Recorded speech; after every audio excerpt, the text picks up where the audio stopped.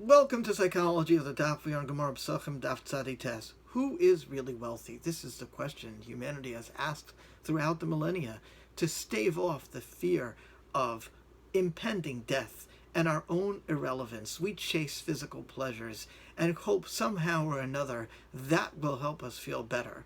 But who really is wealthy? The Mishnah on Amud Beis informs us that even the poorest person on Pesach night should conduct himself as if he were from the wealthy class.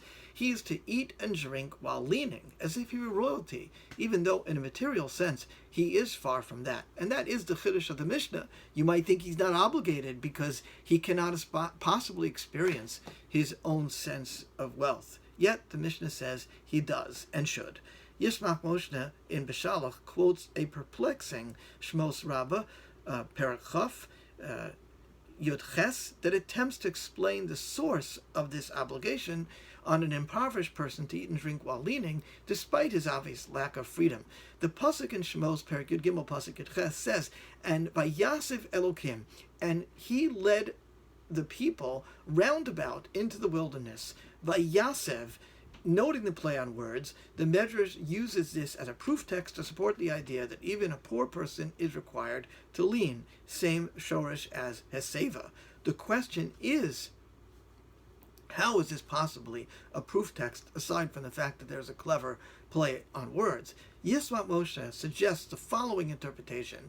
There are two kinds of impoverishment, physical and emotional, and therefore there are really two kinds of wealth and freedom.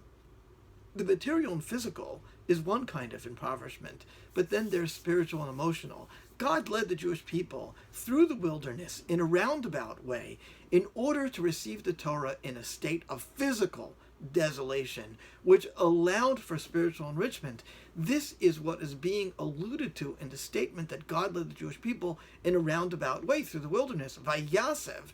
This is a directive that even the impoverished person is supposed to recline as if he were the ruling class, because by declaring his freedom from physical and material limitation through his acceptance of the yoke of Torah, he can then become truly free. This is why even the poor person reclines on Pesach.